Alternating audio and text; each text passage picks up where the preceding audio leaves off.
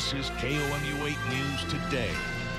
Good morning, Mid-Missouri. Welcome to KOMU 8 News Today on this Wednesday, October 14th, 2009. Thanks so much for starting your day with us. I'm Megan Murphy. And I'm Brooke Hash. I'm Eric Aldrich. Hi, Brooke. How you doing? Good. Excited to be here? Yeah, first time. She got here really early, apparently. Really? She was ready to go. I wanted to be prepared. Nothing wrong with that. Nothing wrong with that. You should probably be prepared for the weather today, right? Thanks, Eric. When a city starts to grow, it can cause a need for larger buildings. That's the case for one mid-Missouri town and its fire station. KOMU 8's Cassandra Novi is here to tell us how Fulton received money to build a new fire station. Cassandra?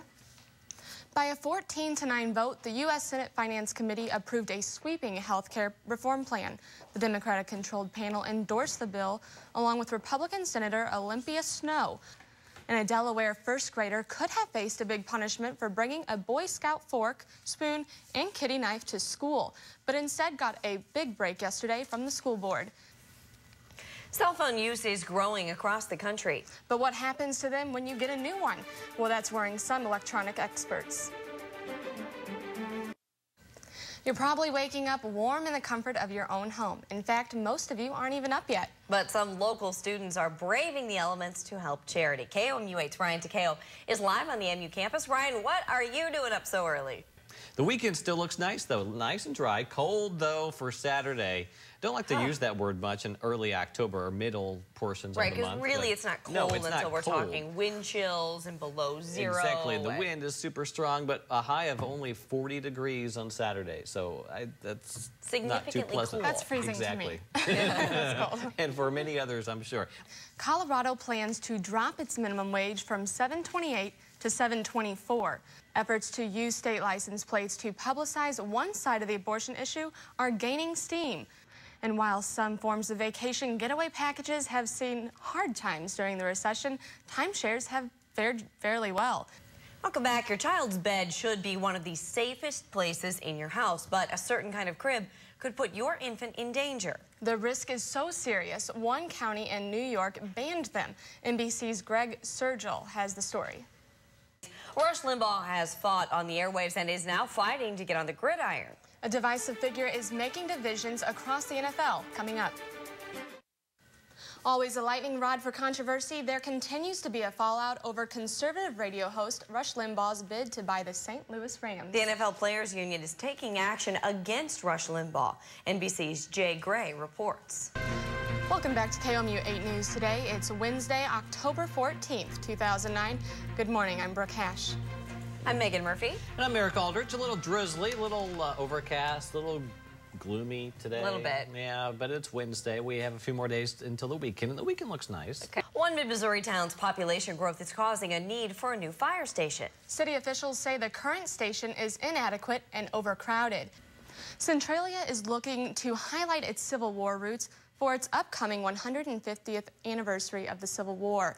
Missouri Civil War foundations are hoping to lure tourists from nearby states in 2011 as southern states celebrate the start of the war in 1861. The 1864 massacre of 123 Union soldiers in Centralia is among the state's bloodiest battles. The pro-Confederate guerrilla Jesse James took part in setting fire to the Centralia train depot during this time. In Columbia, police responded overnight to a black and gold bar north of downtown Columbia. Authorities found one man stabbed when they arrived on the scene. Witnesses on the scene directed police to a possible suspect, and that man is now in custody. The stabbed victim is stable in condition and at a local hospital. And Columbia is asking residents along Columbia's Timber Hill Road to speak their mind tonight on a new sewer project. Information on the project, including maps and diagrams, are on display for public review at the Daniel Boone Building starting at 5:30. Now you can ask questions or comment to the city staff during the meeting. Welcome back, 5:08 on this Wednesday morning. A little drizzly. Well, you sound excited that it's Wednesday, don't you? On a Wednesday morning. Well, you know, Wednesday, get me at Wednesday around noon. Right. You know, that I really feel like I'm halfway through the week.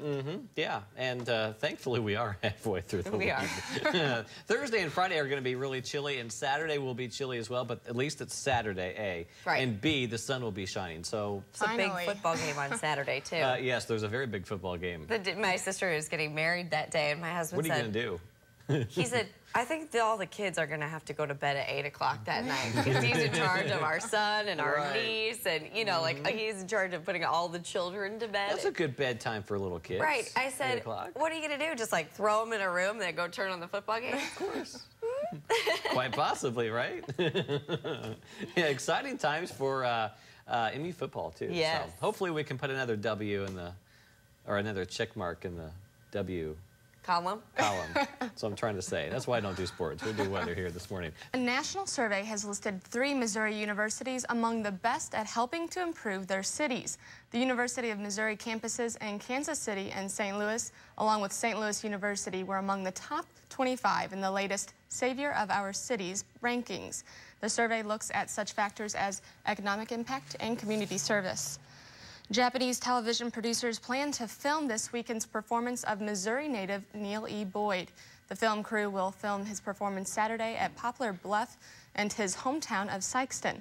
Boyd won $1 million after winning America's Got Talent last year. The battleship Missouri heads to Dry Rock. The 887-foot vessel was moored near the sunken USS Arizona and is moving 2 miles to a dry rock. The ship will reopen in mid-Missouri on the 66th anniversary it launched.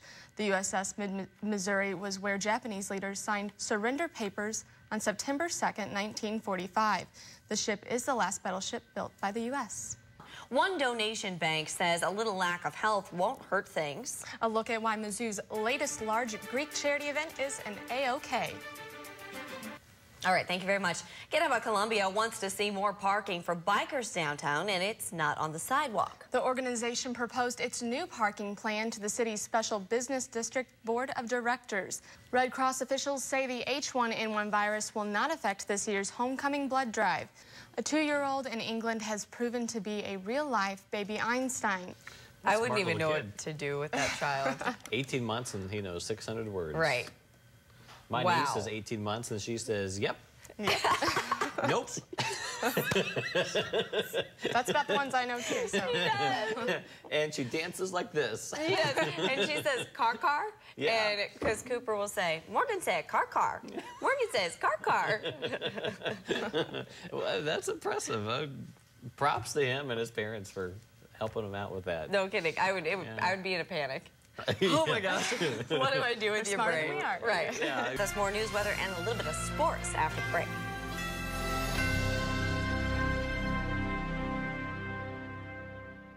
Good morning, Mid-Missouri. Welcome to KOMU 8 News Today. It is 5:30. 5:30. 5 Thursday? 5 Thursday on this Wednesday, October 14th, 2009. I'm Megan Murphy. And I'm Brooke Hatch. In for Lauren Whitney. I'm Eric Aldrich, and I'm lucky enough to work with both of these fine ladies this morning. Yes, you are. We have a weather situation this morning. Oh, we do.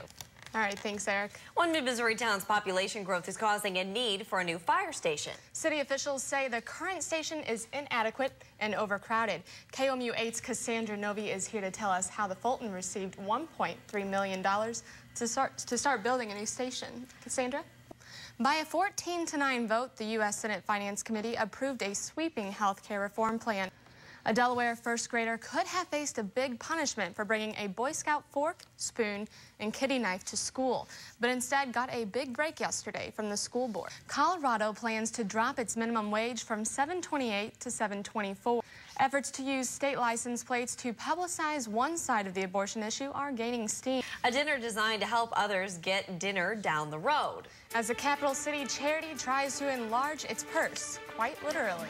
My goodness, Monday, Tuesday looks great. Great days. Awesome. Great days. It's like a 10-degree jump. We're going to be sweating. If you need to use some vacation time or maybe a few personal days next week. Somebody's going to be off on Monday and Tuesday. No, I'll be here. I'll be working nights next week, though. Oh, you didn't tell me that. We need to discuss that. Okay. We'll do that You're in a in little trouble. bit. Thank you. Okay. Missouri is one of only 13 states without a real estate transfer tax. The Missouri Association of Realtors started a petition to keep it that way. The transfer tax is a government-imposed tax that's collected when you buy or sell a home or property. The Jefferson City Area Board of Realtors hosted its very successful 7th annual Chili Supper and Food Drive last